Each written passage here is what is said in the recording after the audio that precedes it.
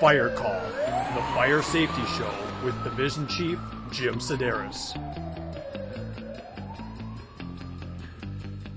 Hi, my name is Division Chief Jim Sedaris, and you're watching Firecall.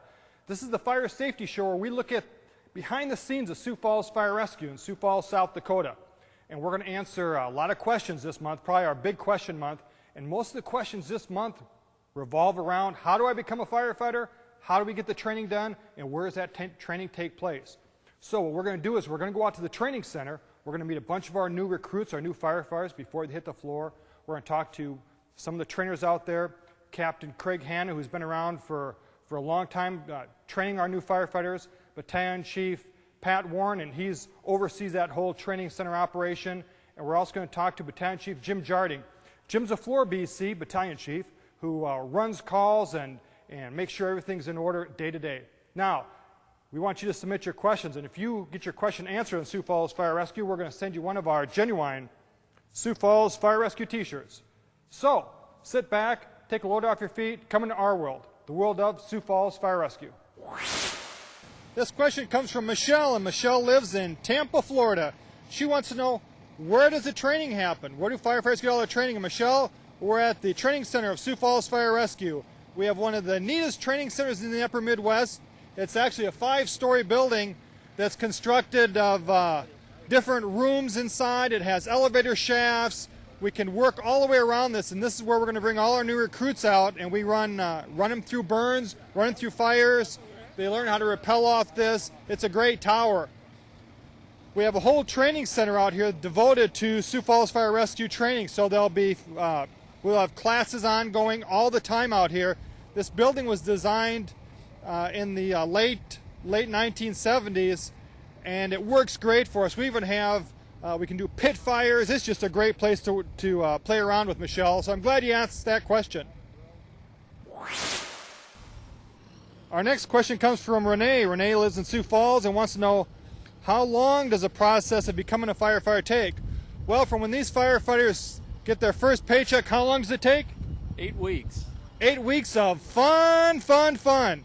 Because out here today, when it's flame time, it's game time. And that's what they're going to be doing today. What firefighters learn to do when they're at the training center for this 8 weeks is everything from how to pull a hose out of a truck to how to do, what appears to be simple tasks like raising these ladders. But the ladders aren't like your home ladders. These are all very heavy-duty industrial strength ladders, so it takes 3 people to set all these up. And it becomes almost an art form of setting them up and putting them down because they weigh a couple hundred pounds per ladder. What they do is they're raising and lowering these ladders with, like we looked at a couple of shows before, probably 50 to 75 pounds of gear on them.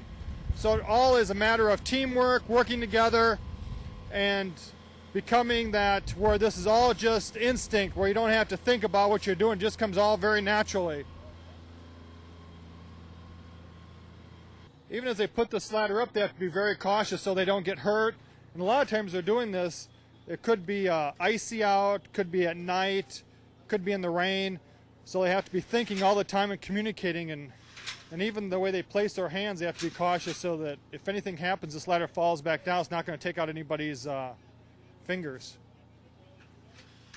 When they work with these ladders are designed for really heavy-duty use because a lot of times it's not just hauling all your equipment up, but you could have to bring down a 200-pound person who's injured or unconscious in a fire, so you're going to have to get them to the ladder, and then you're going to have to figure out how to bring them down.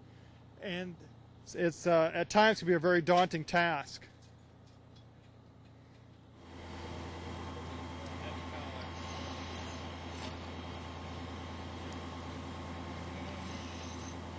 I've just got a short collar. Thanks, sir. Well, we're inside of this training center, and this whole thing is built to be burned and then relit up and burned again. So it's all made out of a special cement block. Works great. Now the crews are coming up here, and they're going to go in and advance into what is the fire floor. So they're coming up the stairs, bringing their equipment with them, and we're going to watch them how they do it. What they're doing is they're going to practice search operations, and they're going to come all the way up these stairs, then go all the way up. They're going to be working on the third story of this building, and they're going to practice how they go in and how they do their searches. Now they're on air, you can hear them breathing. They got their air packs on, they got a search line with them. And what they do is they're all going to crouch down, because if there is a fire behind that door, it's going to start roaring out at them. All right, let's tie him up. Let's drop it down there, boys. What they're going to do is they're going to go in and do a search, and they try and do what's called the right-hand search. They're going to go in, follow the right-hand wall, and start searching for people. Now, one of the firefighters, they're carrying their tools with them just in case they have problems. They have to open up a door. And they also have a fire cam, which allows them to look through smoke. The fire cam is an infrared device, much like you see on the military aircraft, and it can look through any type of smoke that obscures the scene, and also will look for changes in temperature.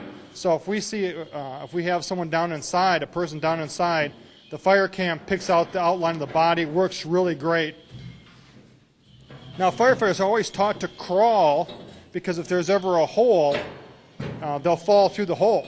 So it's a very dangerous situation because you can't see, you're walking along, and we've had firefighters fall through floors before, and you'll end up in the floor below you, and hopefully you'll land on something soft. A lot of times a fire can be below you, and when you're doing a search, and if you fall through, you're actually falling into the fire. So this is one of the most dangerous parts of the operation, is working above a fire. Now they're trying to communicate back and forth with each other.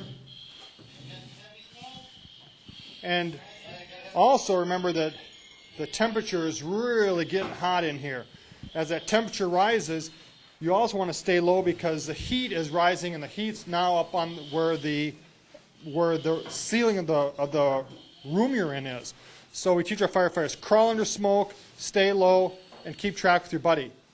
Now, if you're ever in a fire, you want to stay low. You want to crouch down, you want to crawl out, because up here is where all the dangerous smoke is, and that's what's going to kill you.